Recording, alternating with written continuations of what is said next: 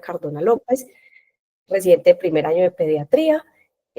Gracias a mis profes de urgencias por la asesoría en esta charla, al profe Francisco Sosa también por estar presente y por su asesoría, y a Carolina, la nutricionista, que también me aportó mucho para esta presentación. Espero les sea de su agrado y que podamos aprender todos. El síndrome de retroalimentación es una alteración metabólica aguda que puede llegar a ser mortal, y por eso es la importancia de este tema hoy. Está desencadenada a partir de un periodo de restricción calórica prolongada o ayuno prolongado, al que posteriormente se le inicia una terapia nutricional de forma brusca. Durante las primeras 72 horas posteriores al inicio de la terapia nutricional, se producen una serie de alteraciones orgánicas que se caracterizan por un desbalance metabólico y electrolítico, y esto es lo más importante en conocer en el síndrome de realimentación, donde vamos a ver que el tiempo donde más tenemos que monitorizar a esos pacientes que nos llegan desnutridos va a ser esos primeros 5 días, y lo vamos a ver más adelante y lo vamos a entender fisiopatológicamente por qué. Esta entidad clínica es subdiagnosticada por falta de consenso en su definición, y frecuentemente sus manifestaciones clínicas son erróneamente atribuidas a otras condiciones clínicas. Entonces no tenemos muchos diagnósticos claros y oportunos cuando vamos a hablar realmente de cuál es la verdadera incidencia y prevalencia del síndrome de realimentación. ¿Qué hay de nuevo? Vamos a hablar entonces de estas 3 guías importantes del ASPEN, que es la Sociedad Americana de Nutrición Parenteral y Enteral, de una nueva guía que salió en el 2023 de la revista de Gastroenterología y Nutrición Pediátrica, y de las guías de atención pediátrica, donde tenemos un protocolo de actualización del 2024. Como definición, vamos a ver que el síndrome de realimentación se describe entonces como un término que implica cambios metabólicos, electrolíticos y clínicos secundarios a la rehabilitación nutricional. Puede ser oral, enteral o parenteral, agresiva en un paciente con un periodo de una ingesta calórica disminuida o ausente. Va a haber una reactivación súbita del anabolismo, porque previamente se viene en un catabolismo por el ayuno, que puede llevar a complicaciones multisistémicas, y esto es muy importante porque va a afectar órganos como alteraciones entonces a nivel cardíaco, del sistema respiratorio, hematológico, hepático y a nivel neuromuscular, que conducen a un deterioro clínico importante y potencialmente puede llevar a la muerte. Por eso la identificación oportuna es lo más indispensable. Pero no solamente la identificación, sino desde que nos ingrese ese paciente, mirar qué paciente va a tener mayor riesgo de presentar entonces un síndrome de realimentación. Empecemos a hablar de la historia para conocer un poquito desde cuándo se empezó a hablar de este término, y vamos a ver que los primeros casos del síndrome de realimentación fueron reportados al final de la Segunda Guerra Mundial, donde encontraron que estos militares que habían ido a la guerra habían aumentado la incidencia de hipertensión, insuficiencia cardíaca y falla renal después del inicio de la alimentación al terminar la guerra. Luego, posteriormente, con el objetivo de entender cuál había sido como el proceso orgánico frente al estado de esa inanición de estos militares, en Estados Unidos hicieron un estudio que se llamó el Estudio de Minnesota en 1944, donde estudiaron 36 sujetos, entre los cuales se incluían adultos, jóvenes, sanos y voluntarios, y a esos sujetos se les colocó entonces un semiayuno aproximadamente como de 6 meses, y transcurrido este periodo retomaron la dieta. ¿Qué encontraron ellos? Que estos voluntarios sufrieron y tuvieron daños a nivel cardiovascular, que presentaron insuficiencia cardíaca posterior al reinicio de la alimentación. En 1951 documentaron entonces seguimiento a prisioneros japoneses tras un semiayuno que murieron de forma inesperada después del aporte nutricional y de vitaminas. En 1980 se propone por primera vez la hipótesis de la hipofosfatemia secundaria a la realimentación, que está vigente ahora y que la vamos a entender en la fisiopatología, y en 1981 se acuñó por primera vez el término de síndrome de realimentación. Pero a pesar de toda la historia que venimos desde hace muchísimo tiempo, desde la Segunda Guerra Mundial, hablando del síndrome de realimentación, vamos a encontrar que no hay estudios donde nos muestren, como les decía previamente, una incidencia, una prevalencia y una mortalidad específica de esos niños que realmente están teniendo un síndrome de realimentación, y es porque principalmente es subdiagnosticado. Cuando hablamos de la epidemiología, lo que encontré en los artículos es que tiene una incidencia que varía más o menos entre 0.43 a 34% en pacientes hospitalizados, el 10% de los pacientes en UCI tiene desórdenes de alimentación, tiene una incidencia que es muy desconocida en pediatría, por lo que ya les dije previamente, se tiene un mayor riesgo de mortalidad hasta en un 18% y la estancia en UCI de estos pacientes es hasta un 34%. ¿Cuáles son los factores de riesgo? Tenemos unos factores de riesgo generales, donde no solamente se habla de la población pediátrica, sino de cualquier índole, y son esos pacientes que presentan anorexia entre un 5 y un 38%, trastornos mentales, alcoholismo y drogadicción, principalmente en pacientes preescolares y jóvenes, cirugías bariátricas, síndrome de malabsorción, hambruna, los militares y el cáncer. Pero ya cuando hablamos de la población pediátrica, entonces vamos a encontrar que esos factores de riesgo principales va a ser síndrome de inmunodeficiencia, disfagias, hiperemesis, ayunos prolongados, pacientes atletas, insuficiencia renal y per se pacientes que estén hospitalizados en UCI, tanto en UCI pediátrica como en la UCI neonatal. ¿Cuáles son esas situaciones de riesgo que aumentan entonces en el paciente pediátrico? La anorexia nerviosa, principalmente en pacientes preescolares que tengan menos del 80% del peso ideal para la talla, pacientes con aporte energético por debajo de lo recomendado en los últimos 10 a 14 días, pacientes con kwashiorkor con marasmo, que es una población muy frecuente que nos llega a nosotros desnutridos, más que todo la población indígena, enfermedades crónicas que cursan con una desnutrición, principalmente pacientes con cardiopatías congénitas, con enfermedades hepáticas graves, síndromes de malabsorción o pacientes con una parálisis cerebral y que además tienen condiciones que causan disfagia.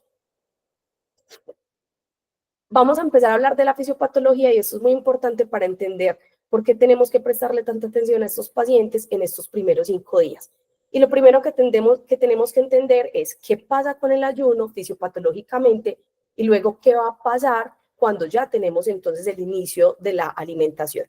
Entonces, la inanición y la pérdida del peso dan lugar a una respuesta metabólica encaminada a mantener las funciones vitales y la supervivencia, que va a presentar una serie de cambios hormonales donde va a haber una disminución de la insulina y un aumento del glucagón. Esa disminución de la insulina y el aumento de la secreción de glucagón hace que se disminuya también la triiodtironina con aumento de secreción de la hormona de crecimiento, se disminuye el factor de crecimiento similar a la insulina y va a haber un descenso de gonadotropinas y un aumento de secreción de cortisol y disminución de los niveles de la leptina. Este perfil hormonal asociado a que hay un descenso en el tono del sistema nervioso simpático disminuye el consumo energético y aumenta la disponibilidad de ciertos sustratos energéticos que serán utilizados por los órganos vitales. Pero ¿qué pasa? Una vez que se agotan los depósitos de glucosa en forma de glucógeno, se estimula la vía de la gluconeogénesis y se produce la glucosa a partir de aminoácidos, lactato y glicerol, como para aumentar entonces como ese aporte de proteínas y grasas como fuente de energía. Esa cetoadaptación es uno de los fenómenos metabólicos más importantes en la respuesta al ayuno y permiten que cuando el ayuno se prolongue, órganos como el cerebro utilicen los cuerpos cetónicos como sustrato energético, por lo que van a disminuir la producción de glucosa y van a utilizar de manera preferente los depósitos grasos. Además de la pérdida de peso que se origina, ocurren cambios también en la composición de descenso y va a aparecer entonces una disminución del déficit de agua corporal, depresión de minerales intracelulares y una disminución de la masa magra. Entonces ocurren cambios en la composición comportamental como el descenso de esa masa muscular, va a haber entonces un aumento del agua extracelular, el contenido corporal de algunos electrolitos, principalmente el fósforo, el potasio y el magnesio van a estar disminuidos y va a haber un descenso de la actividad metabólica que disminuye los requerimientos de algunos micronutrientes como la tiamina y algunas vitaminas. Ahora bien, entonces vamos a tener que la desnutrición me genera entonces una disminución de la masa muscular con un catabolismo de lípidos y proteínas, va a haber una disminución y una depresión de esos electrolitos de potasio, fósforo y magnesio y vamos a tener una salida de esos electrolitos al espacio extracelular como una respuesta compensadora para poder regular esos niveles de electrolitos séricos. ¿Qué pasa entonces ahora con la realimentación? Va a haber, dentro de la fisiopatología, se van a desarrollar entonces una serie de eventos que ocurren en un esfuerzo de conservar esa función de proteínas y de órganos y vamos a ver que durante la realimentación se producen unos cambios metabólicos muy importantes donde ya vamos a tener un aumento en la secreción de la insulina, que antes teníamos disminuido. Eso hace que haya un aumento entonces en las proteínas y en la síntesis de glucógeno, que va a llevar a un aumento en la captación de glucosa, un aumento en la captación de fósforo, magnesio y potasio, que habían salido a ese espacio extracelular, van a aumentar esa captación a nivel intracelular y va a haber un aumento en la utilización de la tiamina. ¿Qué me va a generar esto?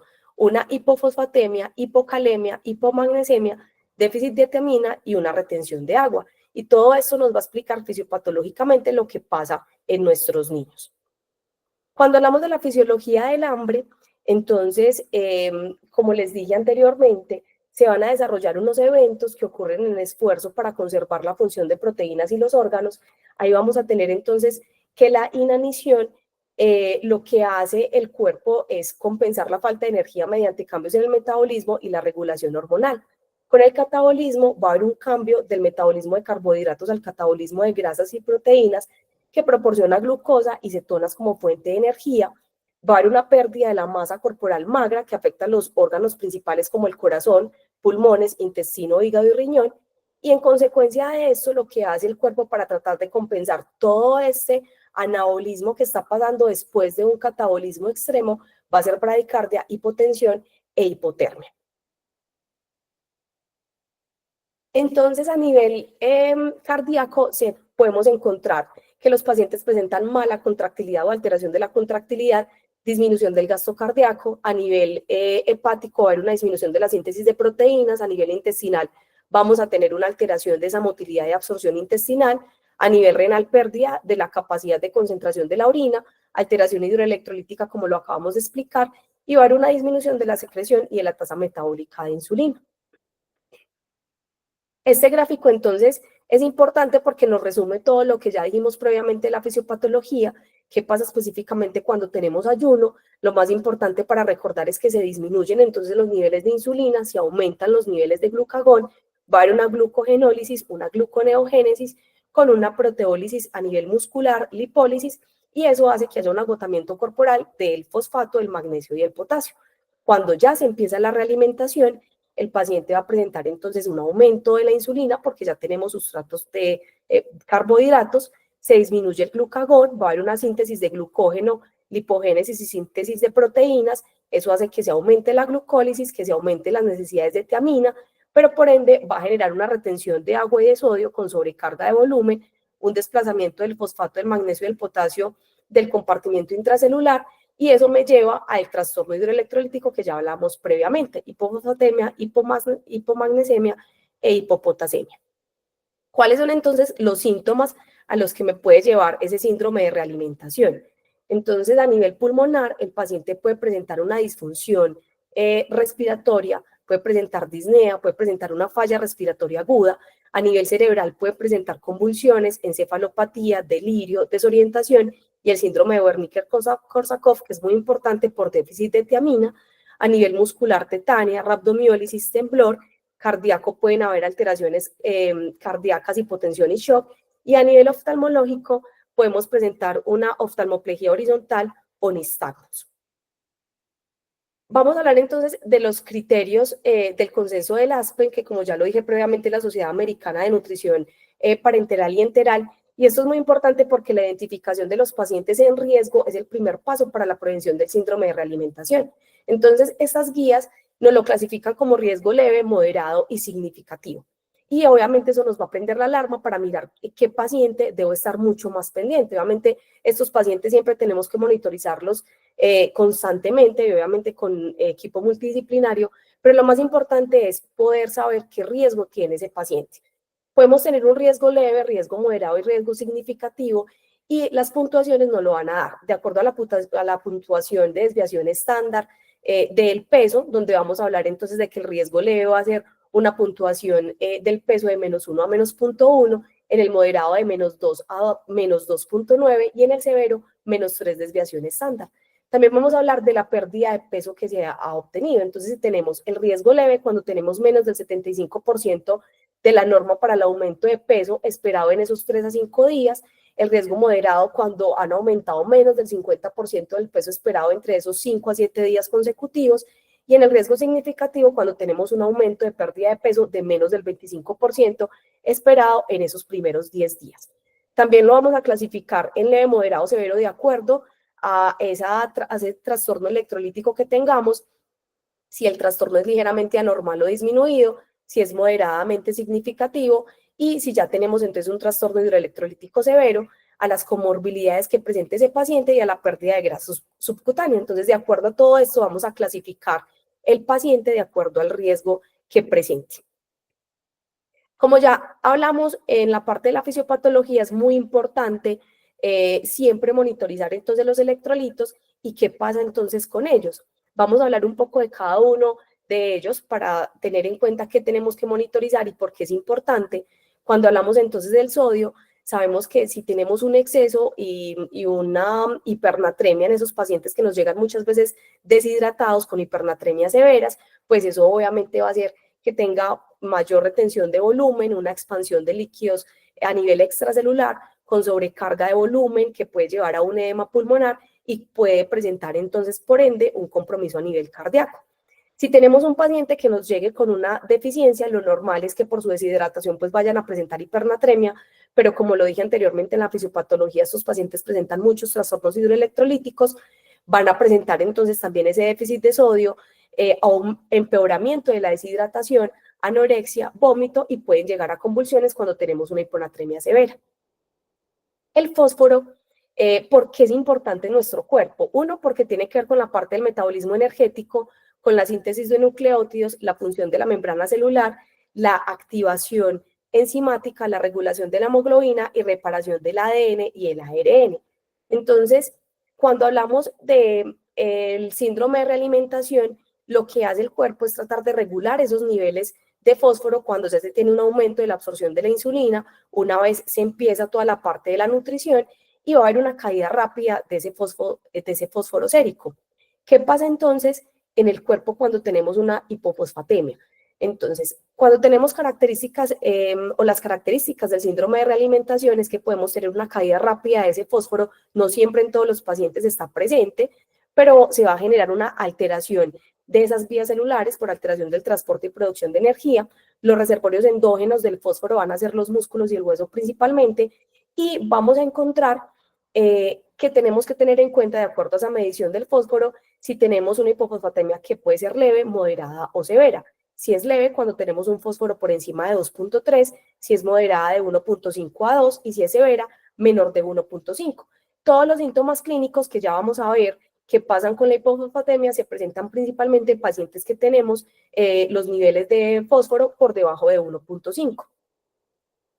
A nivel del sistema nervioso central, esa hipofosfatemia puede generar delirio, convulsiones, encefalopatía, alucinaciones, parestesias, tetania, delirio, confusión y coma. Entonces, los pacientes que tenemos con una hipofosfatemia severa los podemos encontrar con encefalopatía y con alteraciones, obviamente, en el sensorio.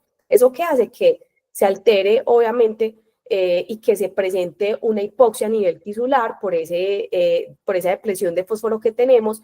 Puede presentarse una anemia hemolítica y va a aumentar la afinidad de la hemoglobina, lo que hace que se disminuya también ese aporte de oxígeno y que empeore, obviamente, como toda esa cascada de síntomas neurológicos que podemos tener. A nivel respiratorio, se puede presentar una disfunción respiratoria. ¿Por qué? Porque se disminuye la glucólisis, van a haber niveles de ATP que están disminuidos, lo que hace que se disminuya el aporte entonces de ATP que es necesario para el consumo a nivel celular y mitocondrial, y eso obviamente va a generar una disminución de la alteración de la contractilidad. ¿Qué pasa a nivel digestivo cuando tenemos una hipofosfatemia? Disfunción hepática, anorexia, los pacientes pueden presentar náuseas, vómito, a nivel renal pueden tener edema, pueden tener también alteraciones psiquiátricas como ansiedad y alucinaciones, y va a presentar una alteración a nivel del metabolismo como la intolerancia a la glucosa. A nivel musculoesquelético, esa disminución del fosfato genera osteopenia con depresión del ATP en el miocito, entonces puede generar alteraciones en la CPK, osteomalacia, rhabdomiólisis por ruptura también del sarcolema y puede presentar también miopatías. A nivel hematológico, la hipofosfatemia genera una esferocitosis reversible por una forma anormal de los glóbulos rojos, empeorando la hipoxia, puede presentar anemia hemolítica por descomposición de los glóbulos rojos, llevando a la fatiga y a la debilidad, trombocitopenia por disminución de las plaquetas, causando obviamente problemas de coagulación en estos pacientes y empeorando mucho más ese trastorno de desnutrición severa que ya tienen, disfunción leucocitaria por compromiso de la respuesta inmune, y van a presentar un desequilibrio energético afectando la liberación de oxígeno, por lo que ya dijimos aumenta la afinidad de la hemoglobina y van a haber niveles entonces de ATP que están disminuidos. Entonces vemos la importancia de poder controlar el fósforo y tenerlo entonces a niveles normales. Vemos todos los cambios y todas las alteraciones que puede generar en cada uno de los órganos. Cuando hablamos del potasio, sabemos entonces que es el principal catión. Es importante para la regulación de síntesis de glucógeno y regulación de síntesis de proteínas y también el mantenimiento potencial de la membrana, pero va a estar depletado por el catabolismo durante la inanición. ¿Qué pasa? Podemos tener una hipocalemia que puede ser severa o que puede ser leve, de acuerdo obviamente a esos niveles de potasio que tengamos en sangre. Cuando tenemos una hipocalemia que es severa, con un potasio por menos o inferior a 2, el paciente puede presentar una disfunción neuromuscular, puede presentar compromiso respiratorio, confusión, arritmias, incluso muerte súbita. Y cuando tenemos una hipocalemia que es leve, puede presentar náuseas, vómito, estreñimiento y debilidad. Con el magnesio, entonces, cuando tenemos una hipomagnesemia, pues el magnesio va a ser importante, es un catión intracelular importante, está localizado en el hueso y el músculo, en los estados anabólicos, es un cofactor enzimático importante y tiene implicaciones morbimortales, pues de la morbimortalidad importante. Es importante recordar que el magnesio está obviamente como asociado a el potasio, son iones intracelulares importantes, entonces siempre cuando midamos el potasio tenemos que medir también el magnesio, porque muchas veces esa corrección de la hipocalemia no mejora porque tenemos una hipomagnesemia que no se ha corregido aún. Entonces es importante recordar eso. Pero ¿qué pasa con la hipomagnesemia? A nivel del sistema nervioso central, el paciente puede presentar ataxia, confusiones, parestesias, a nivel cardiovascular, arritmias y taquicardia, a nivel metabólico, dolor abdominal, diarrea, constipación, musculoesquelético puede presentar debilidad, temblor y tetanias. Y hablamos entonces de una hipomagnesemia que puede ser leve moderada cuando tenemos niveles entre 1 a 1.5. Estos pacientes pueden estar completamente asintomáticos, pero hablamos de una hipomagnesemia severa cuando tenemos ya un magnesio menor a 1, y ahí estos pacientes sí pueden estar sintomáticos con disfunciones neuromusculares importantes, fasciculaciones, convulsiones, ataxia, vértigo, debilidad e incluso alteraciones electrocardiográficas como una prolongación del QT-PR y el QRS. Déficit de tiamina, vamos a ver entonces que también van a tener una alteración a nivel de esta vitamina por un consumo anabólico rápido. Normalmente la vida media de la tiamina es de 9.5 a 18.5 días y vamos a presentar, o esos pacientes van a presentar déficit en los primeros 28 días. Va a haber una disminución de la utilización intracelular por alteración de ese cofactor de enzimas que se tiene obviamente secundario a un catabolismo que luego pasa a un anabolismo cuando empezamos con toda la parte nutricional, y pueden presentar entonces trastornos asociados como encefalopatía de Wernicke y el síndrome de Korsakoff. Y más adelante vamos a hablar también de la importancia de esa suplementación entonces de tiamina. En la hiperglicemia, estos pacientes cuando ya tenemos entonces la introducción de la glucosa, pueden presentar en esos primeros 5 días una alteración de la función de polimorfonucleares, lo que hace que puedan tener una neutropenia funcional, pueden tener una hiperosmosis por liberación de la insulina, entonces pueden llegar a presentar un coma hiperglicémico no cetósico, pueden presentar hígado graso, aumento de hipercapnia y llegar a una insuficiencia respiratoria aguda, como les explicaba previamente, en esos síntomas que me llevan obviamente pues como alteración de la función respiratoria. Pueden presentar cetoacidosis y una diuresis osmótica llevando a deshidratación. Entonces también es muy importante que en estos pacientes que yo tenga en cuenta que van a tener alto riesgo de síndrome de realimentación, y en todos los pacientes que nos lleguen desnutridos, un control estricto de las glucometrías cada 8 horas. Este es un cuadro muy importante porque nos resume todas las manifestaciones clínicas de acuerdo al trastorno hidroelectrolítico que se tiene, o así tenemos deficiencia de todos los electrolitos. Entonces, en los pacientes que presenten hipofosfatemia, ¿cuáles son los síntomas específicos que esperamos encontrar o que tenemos que monitorizar en ese paciente? Como los síntomas neurológicos, que ya lo vimos, debilidad, delirio, desorientación, encefalopatía, convulsiones, disminución del volumen sistólico. No solamente van a ser alteraciones del sistema neurológico, sino también alteraciones a nivel cardíaco, disminución de la presión arterial, alteración y debilidad entonces del diafragma, insuficiencia respiratoria y las alteraciones hematológicas que ya habíamos hablado previamente. A nivel de los pacientes que presentan hipopotasemia, pueden generar entonces alteraciones neurológicas, parálisis, debilidad, alteraciones cardíacas, arritmias, insuficiencias respiratorias, alteraciones gastrointestinales, como náuseas, vómito, constipación y puede haber rhabdomiólisis.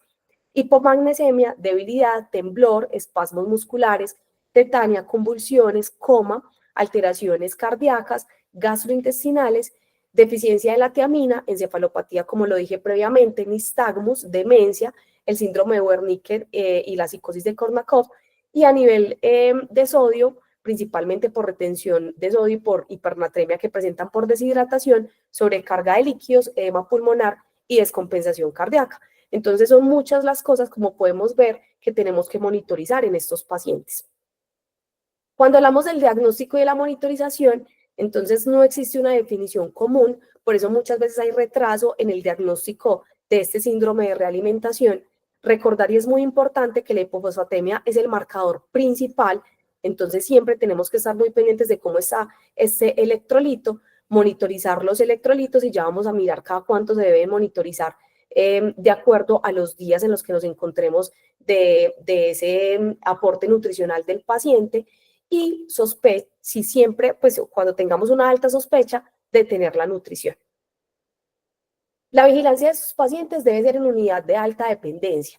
Entonces, la atención inicial, siempre que nos llega un paciente con desnutrición y que se cataloga como una desnutrición aguda, grave o moderada, pues obviamente se hace toda la parte de la valoración del conjunto con nutrición y el manejo multidisciplinario.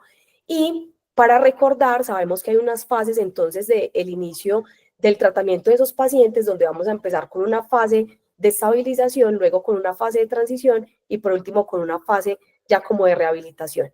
Los primeros 5 días, principalmente entre esos primeros 3 días a 5, vamos a encontrar entonces esa fase de estabilización, donde tenemos que tener más en cuenta que es donde se va a presentar el síndrome de realimentación. Estos pacientes requieren un monitoreo intensivo dentro de esas primeras 72 horas. Algunas guías nos dicen específicamente los primeros 3 días, pero otras en el protocolo, por ejemplo, de actualización de la guía de pediatría, nos dicen que debemos estar vigilando siempre los primeros 5 días. La fase vulnerable van a ser hasta los 10 días. El monitoreo de los parámetros va a ser de acuerdo al día de alimentación que se encuentren en estos pacientes. El examen físico, siempre hacer un examen físico exhaustivo, principalmente para detectar signos de sobrecarga, y evaluar, muy importante, el peso todos los días. Al examen físico, ¿qué tenemos que tener en cuenta? Si el paciente tiene retracciones, si tiene cambios en la alteración en ese estado neurológico, si el paciente presenta roncos o arritmias o signos de sobrecarga. Y el control del peso, como les dije previamente, todos los días, el peso corporal y el estado de hidratación deben controlarse diariamente, y el aumento de 0.3 a 0.5 kilos día puede ser un signo inicial de una retención patológica de líquidos. Entonces tenemos que estar vigilando mucho eso. Y otra cosa muy importante, tomar el peso de manera adecuada, porque muchas veces vemos que con enfermería y con nutrición hay cambios muy significativos en el peso. Entonces siempre estar pendientes, pues nosotros obviamente nos confiamos mucho como del peso de nutrición, que son como los que vemos que lo hacen súper juiciosos, no porque enfermería no lo sea, sino porque siempre tenemos que estar pendientes de primero hacerlo en la misma pesa, sin nada de ropa, sin el pañal, ¿cierto? Lo ideal es que la pesa siempre esté abajo, no dejarla encima, porque todo eso nos va a presentar como cambios en el peso. Y lo más importante que estamos monitorizando en estos pacientes desnutridos, pues es ese peso diario. Entonces tenemos que hacer como una toma adecuada. Vamos a mirar entonces obviamente los signos vitales. Esos pacientes tenemos que ser muy juiciosos con la parte de la presión arterial, la frecuencia cardíaca, la frecuencia respiratoria, la saturación. Fisiopatológicamente ya sabemos por qué. El examen físico, siempre mirar el estado de hidratación, el edema y el estado cardiopulmonar. Parámetros de laboratorio, entonces ya dijimos obviamente la parte de los electrolitos, y cada cuánto se monitoriza. Entonces siempre que me llega el paciente con una desnutrición aguda, severa, y que tiene alto riesgo de síndrome de realimentación, el monitoreo de esos pacientes va a ser todos los días en esos primeros 3 días. Entonces a esos pacientes se les tiene que medir los electrolitos diario. Luego, entre los días 4 y 6, el monitoreo va a ser cada 2 días y entre los días 7 a 10, el monitoreo va a ser semanal. Entonces, cuando esos pacientes nos llegan y tienen un síndrome o tienen alto riesgo de síndrome de realimentación, lo ideal es tomar el control de signos vitales cada 4 horas. Y ahí también es importante porque de acuerdo a cómo tengamos ese aumento de la frecuencia respiratoria, la frecuencia cardíaca y cómo nos estén dando esas glucometrías, también entonces nos enciende la alarma para mirar si ese paciente con el inicio de la nutrición me está haciendo un síndrome de realimentación. Entonces, ¿qué nos dicen las guías? Si tenemos un aumento de la frecuencia respiratoria mayor a 5 respiraciones por minuto, un aumento de la frecuencia cardíaca mayor a 10 latidos por minuto, si el paciente me está presentando hiperglicemias, si empieza a nivel del examen físico con retracciones, roncos, con signos de falla cardíaca, arritmias, alteración del estado de conciencia, que tenga entonces un aumento, incrementos mayores o superiores del peso diario mayor al 10% y un balance hídrico fuerte positivo mayor al 20% día. Con todas estas cosas, pues obviamente nos está prendiendo la alarma de que nuestro paciente está haciendo un síndrome de realimentación. Por eso es importante siempre manejar a estos pacientes con equipo multidisciplinario, enfermería, pediatría, nutrición y obviamente el apoyo muy importante de gastroenterología. Cuando hablamos entonces del tratamiento, se debe tener una planificación nutricional importante, ahí nos apoyamos muchísimo obviamente de nutrición, preferir entonces la vía enteral si el paciente nos tolera preferir la vía oral si nos acepta pues obviamente de acuerdo al estado nutricional y neurológico como esté ese paciente, si no se prefiere entonces la vía enteral como ruta inicial, pero no la parenteral. El avance calórico, eso nos lo aporta mucho pues como nutrición, las necesidades energéticas complementarse en un plazo de 5 a 10 días, la corrección hidroelectrolítica muy importante y la composición nutricional, ellos van a tener entonces un aporte, deben recibir un aporte de carbohidratos del 40 al 60%, un aporte de grasas entre el 30 y el 40% y un aporte de proteínas entre el 15 y el 20%. Entonces, cuando nos llega ese paciente que está con una desnutrición aguda, lo primero que tenemos que detectar es el riesgo nutricional y el riesgo del síndrome de realimentación. Evaluar el estado de hidratación y el control de los electrolitos inicialmente y poder estratificar el riesgo que tiene ese paciente. Entonces, lo vamos a clasificar como bajo riesgo, como alto riesgo y como muy alto riesgo. ¿Para qué? Para tener en cuenta cuál es ese soporte nutricional, cuál es ese mantenimiento de líquidos que yo debo dar de acuerdo al riesgo que presente el paciente. Si tenemos un bajo riesgo, entonces el soporte nutricional de ellos va a ser diferente. Obviamente esas kilocalorías por día que deben de recibir entre esos primeros 3 días, luego los primeros 4 días, los 6 días o el día 7 en los pacientes que tienen alto riesgo o muy alto riesgo hasta el día 10. Entonces, por eso es importante poder clasificarlos.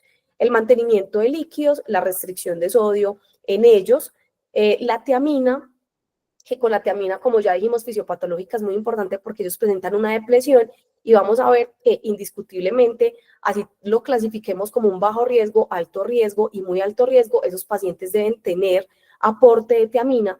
Si tenemos bajo riesgo, entre el día 1 a 3 y si tenemos alto riesgo y muy alto riesgo, deben ir con suplementación hasta el día 5. Y la parte de las multivitaminas, que ya lo vamos a ver desde el día 1 hasta el día 10. Entonces, los escenarios en un paciente los podemos clasificar como asintomático con trastorno electrolítico y en ese paciente pues yo debo reponer y hacer una reposición hidroelectrolítica antes de empezar la parte de la alimentación por nutrición. Si el paciente tiene signos clínicos de síndrome de realimentación, entonces no aumentar aportes nutricionales hasta que tengamos normalización de sus electrolitos y monitorizar electrocardiográficamente a estos pacientes. Y si tenemos un paciente que tenga un síndrome de realimentación que está confirmado, porque ya lo documentamos por la clínica y por los paraclínicos y por ese escenario en cuanto a la clasificación de riesgo que tuvimos en ese paciente, este paciente debe estar monitorizado en unidad de cuidados intensivos, reducir al mínimo o suspender el aporte calórico debe tener una monitorización continua, evitar entonces y monitorizar las arritmias y vigilar entonces los electrolitos cada día. ¿Cuál va a ser la suplementación en estos pacientes? Entonces, cuando tenemos un déficit de potasio o una hipocalemia, esto nos lo da la guía colombiana. El aporte de potasio debe ser de 0.3 a 0.5 mil equivalentes kilodosis en una hora. En los pacientes que presenten hipomagnesemia va a ser de 25 a 50 miligramos kilodosis en 4 horas intravenoso, si tenemos una hipomagnesemia severa. Los pacientes que presenten una hipofosfatemia severa, la dosis va a ser de 0.08 a 0.24 milimol por kilo y se hace en infusión más o menos para 6 a 12 horas. El control de potasio y fósforo se debe hacer más o menos entre 2 a 4 horas luego de terminar la primera infusión. Esa reposición de electrolitos se hace siempre con solución salina y como ya lo dijimos entonces, la tiamina se debe reponer no solamente en pacientes que presenten un síndrome de un riesgo de síndrome de realimentación alto, sino en todos los pacientes que tengamos entonces con alto riesgo de síndrome de realimentación. Entonces, esto ya lo acabo de decir, las dosis de tiamina va a ser entonces de 2 miligramos por kilo, máximo entonces de 100 a 200 miligramos por kilo o de 10 a 50 miligramos por kilo vía oral durante las 2 primeras semanas. Es algo muy importante porque las guías nos lo traen, que si tenemos entonces un riesgo que va a ser leve, va a ser en los primeros 3 días, si es un riesgo moderado, se puede hasta los 3 a 5 días, pero si es un riesgo severo, por los primeros 5 días muy juiciosos con la suplementación de tiamina. Pero cuando estos pacientes mejoran, indiscutiblemente por la fisiopatología, deberían estar suplementados incluso vía oral durante el primer mes. ¿Por qué es importante? Entonces, es importante la tiamina en el síndrome de realimentación para la prevención de la enfermedad de Wernicke. Sabemos que la tiamina es esencial para el metabolismo energético y la función cerebral, y el déficit de tiamina puede causar la enfermedad de Wernicke en una condición potencialmente mortal que se caracteriza por ataxia y por confusión y oftalmoplejía. También genera un apoyo al metabolismo energético. La tiamina es necesaria para la producción de ATP y adenosintrifosfato, que es la molécula energética del cuerpo, y presenta una reducción del riesgo de complicaciones. Al suplementarla se disminuyen las complicaciones cardiovasculares, neurológicas y metabólicas. Por eso es tan importante la suplementación y lo resalto mucho porque es algo que a veces nos falta como en el manejo inicial de estos pacientes. Incluso muchos pacientes que nos hacen síndrome de realimentación, pues hacemos como la otra suplementación de vitaminas. Ahí hablamos entonces específicamente del zinc y de la vitamina A, que la aportamos pues como ese déficit en esos pacientes que nos llegan desnutridos, principalmente en esos pacientes que vienen de poblaciones indígenas que tienen déficit. La vitamina A, ¿por qué va a ser importante? Porque es esencial para la función inmunitaria, la visión y el crecimiento, y el zinc porque previene las infecciones y mejora el crecimiento y el desarrollo psicomotor. Pero también es muy importante recordar acá que ya sabemos entonces que tenemos que tener un control hidroelectrolítico muy juicioso, principalmente concentrarnos mucho en ese fósforo. Importante resaltar entonces la tiamina, como les venía diciendo, si el paciente requiere suplementación de vitamina A y sin hacerlo, pero recordar que esos pacientes que están en esa primera fase de estabilización y de transición, en esos primeros 5 a 7 días, no se les debe poner sulfato ferroso así el paciente nos llegue con una anemia. ¿Por qué? Porque el sulfato ferroso lo que hace es que genera un riesgo de estrés oxidativo.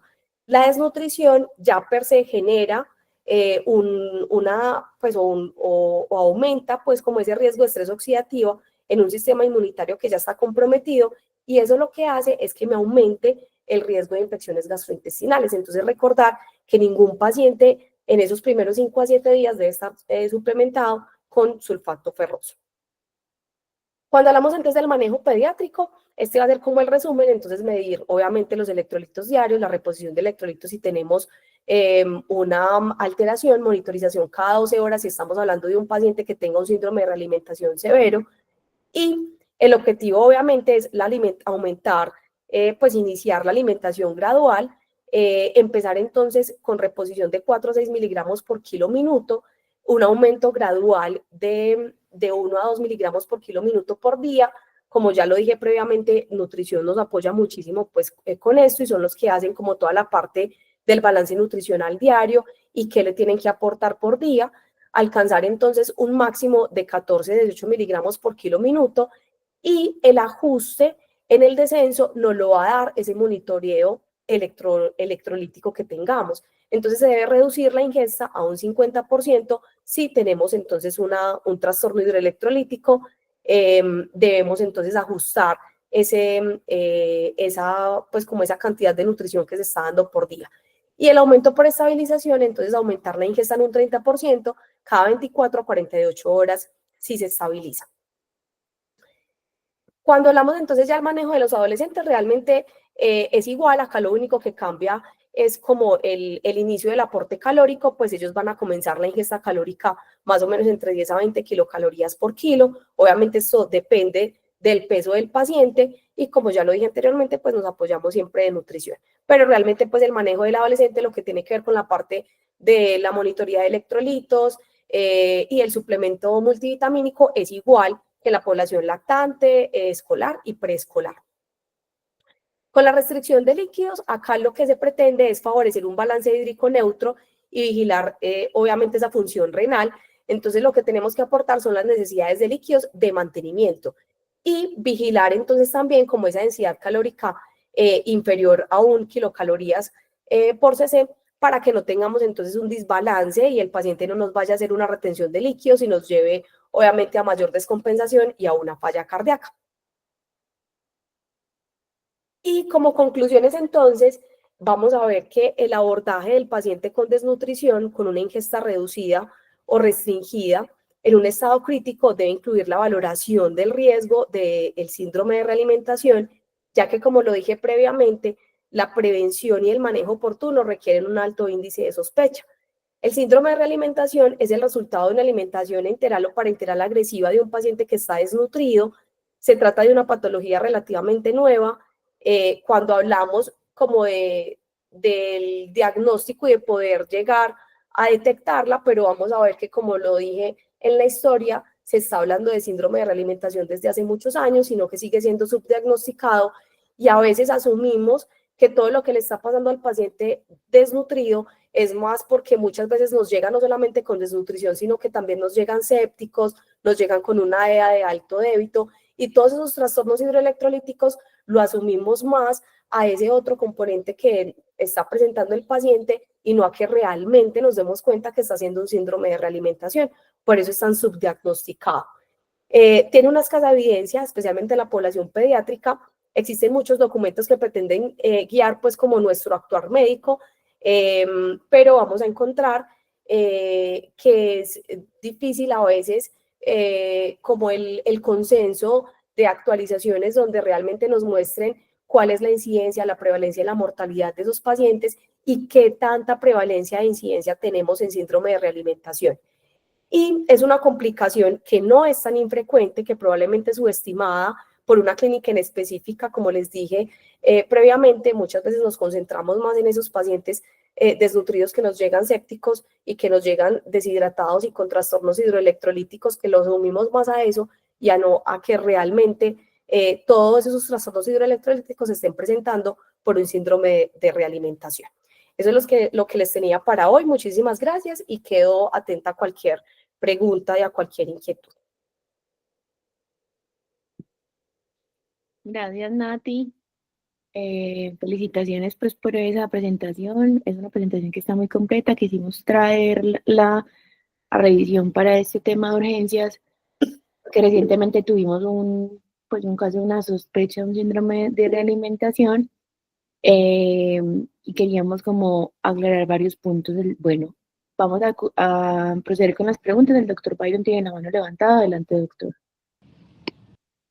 Hola, buenos días a todos. Bien, Nati, por la presentación. Yo, para puntualizar un par de cosas. Uno, realimentación es cuando lo alimento, ¿no? Entonces, mucho cuidado con eso. A nosotros nos llegan muchos pacientes a la institución de población indígena desnutridos, con una desnutrición crónica que se agudiza o una desnutrición aguda, dependiendo de la situación en la que esté, que es el que nos consulta, porque tiene un desencadenante que hizo que consultara. El paciente no consulta por desnutrido, el paciente consulta porque se infectó, porque tiene una diarrea, etcétera, etcétera. Y ahí es donde encontramos que tiene una desnutrición y eso nos complica mucho el manejo, pues porque ya tú explicaste muy bien al principio las características propias de un paciente desnutrido. Pero ojo que ese paciente me llegó desnutrido. Yo no puedo pensar que tiene un síndrome de realimentación porque no lo ha realimentado ni siquiera, no le he empezado a dar nutrición. Entonces, en ese orden de ideas hay que tener mucho cuidado con las características hidroelectrolíticas propias del desnutrido y no confundir eso con las características hidroelectrolíticas del síndrome de realimentación, que es absolutamente diferente. Y en ese orden de ideas habrá que tener mucho cuidado con todo eso que tú dijiste. Yo no sé quién hizo esa guía colombiana. Pasa mucho que esas guías colombianas es más cosas burocráticas y protocolarias y cuando uno termina viendo es poca la gente técnica que está o cuando uno mira a los técnicos que están son los menos avesados en el tema. Pero entonces hay que tener mucho cuidado con la reposición hidroelectrolítica o qué tanta urgencia tengo yo de corregir un Está en desequilibrio eléctrico. hidroelectrolítico en un paciente Yo que lo viene puse ayer en crónico. eléctrico, ¿no te diste cuenta? No sé quién tiene por ahí el micrófono abierto. En un paciente que tiene un desorden hidroelectrolítico crónico, yo no tengo ninguna urgencia de corregir nada. ¿Me hago entender? Entonces nos llega un paciente como uno que tuvimos hace poco con un potasio de 1 algo. Ese paciente vive con 1 algo hace rato y probablemente la diarrea o lo que hizo que consultara se lo agudiza. Y ahí uno tendrá que ser muy fino en hacer el diagnóstico de qué tan grave es la situación para mirar cómo lo voy a corregir. Entonces, dependiendo de cómo esté, uno definirá finalmente qué dosis es y en qué tiempo lo corrijo. Entonces, eso para que lo tengamos muy claro, porque a veces pensamos, realimentación, pues, la gente ni come, entonces, ¿qué realimentación va a tener? Es un desequilibrio electrolítico propio de su desnutrición y eso habrá que tener tiempo para corregirlo, ¿vale? Porque no es de rápido para UCI, no. Es un paciente que se puede ir corrigiendo progresivamente porque es que llegó desnutrido y ahí iremos mirando la situación que desencadenó ese desequilibrio electrolítico o que agudizó su sintomatología y que por estar desnutrido le complica la existencia al niño y a uno. Eso es lo más importante. Y dos, ojo, porque cuando hablaste del magnesio al principio, dijiste que el magnesio siempre hay que llevarlo de la mano con el potasio y no es con el calcio, ¿vale? Por mecanismos de santinoxidasa y peroxidación, el magnesio va muy de la mano con el calcio.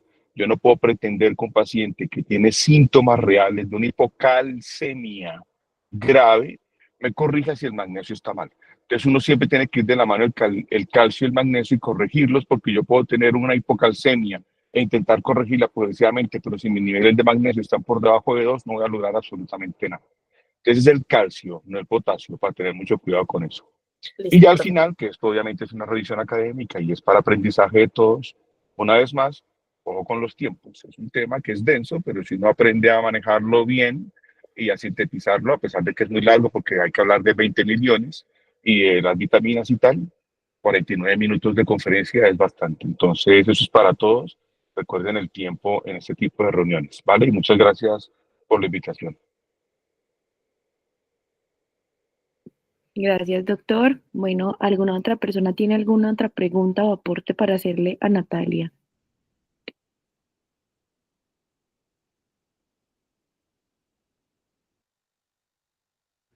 Muy buena, muchas gracias.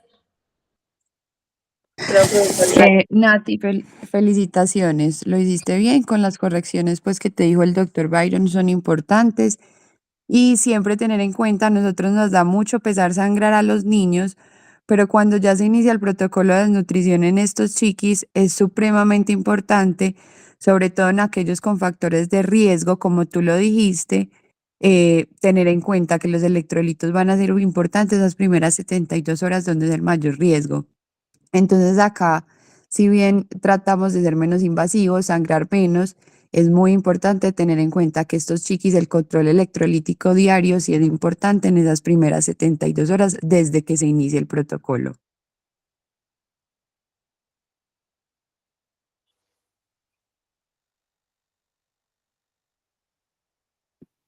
Listo, perfecto. ¿Algún otro aporte para ir cerrando la revisión? profe, Eh, el profe Francisco estaba conectado, pero no sé si de pronto todavía está o se tuvo que salir. Ya miro, ya me fijo. Hola, ¿cómo están? Hola, profe. Bueno, no, a mí estuvo buena, lo mismo pues de Byron, lo de la extensión, pero el tema en realidad, pues como lo desarrollaste bien. Lo que pasa es que uno tiene que pensar siempre en estos pacientes que sean más desnutrición crónica y son esos cuachorcos y marasmo, pues cuando lo va teniendo uno como tal. O sea, hay que tener, generalmente tiene una enfermedad de base que lo lleva a una malnutrición, por decirlo así, y estos que tienen síndrome de realimentación son por pacientes malnutridos. Entonces hay que pensar en las poblaciones que nos van llegando. Ahorita como Byron hablaba, los indígenas, esos son los principales que nos llegan a nosotros y que cuando estamos realimentando nos presentan este síndrome. Y hay otros que vienen por una desnutrición aguda que muchas veces pensamos que van a hacer ese síndrome de realimentación y es por una enfermedad que están sufriendo en ese momento y no hay necesidad de hacer pues como todo este protocolo. O sea, la intención es que no siempre pensemos en que todos esos pacientes debemos por decir desnutrición, nos van a hacer eso, porque hay dos bases distintas de la desnutrición. Pero, y tener en cuenta lo de la tiamina, que en realidad muchas veces no lo hacemos, pero sí o sí, siempre los pacientes que nos lleguen en un estado de nutrición severo se deben suplementar. Los otros podemos ir vigilándolos en algún momento. Pero el resto está bien. Muchas gracias, profe. La doctora Diana tiene la mano levantada adelante. Bueno, estaba revisando lo de la tiamina, que la F75 trae, pero muy poquito, en microgramos. Entonces sí, pues importante porque yo creo que eso no lo hacemos mucho. Y no sé si incluso en los desnutridos, si así no tengan síndrome de realimentación, también sería importante suplementarla. Y lo otro es que yo pienso que la clínica ante todo, la frecuencia respiratoria, palpar la hepatomegalia, me parece que es muy importante. Y no solo el trastorno hidroelectrolítico que puede ser muy crónico, sino verificar si hay estos cambios. Y muchas gracias, no me parece muy buena. No sé si habría manera de que recopiláramos, como no sé, una carpeta de pediatría o algo donde tuviéramos estas presentaciones, que es bueno pues como tenerlas y que nos pueden servir de guía cuando tengamos los pacientes. No sé qué les parecería hacer algo así. Profe, claro que sí. Incluso, pues nosotros creamos un correo institucional con la clínica para residentes donde vamos a tener como todas las carpetas y obviamente podemos tener, pues que ustedes también como profes tengan como acceso a las presentaciones y a todas las cosas, porque sí, uno ahí recuerda como cosas muy puntuales de manera rápida cuando le llega al paciente. Bueno, no, yo creo que entonces de pronto cuadrar con Luisa o los coordinadores para ver si nos dan acceso, porque a mí me parecen pues muy buenas las exposiciones y uno a veces sí le gustaría como repasar ciertas tablitas o ciertas cositas o la bibliografía. Claro Muchas que gracias, me gustó mucho la exposición. muchas gracias, profe. Bueno, muchas gracias a todos entonces. Esperemos que nos acompañen en próximas revisiones. Esperamos que tengan feliz día. Chao, Nati, gracias. Gracias a todos.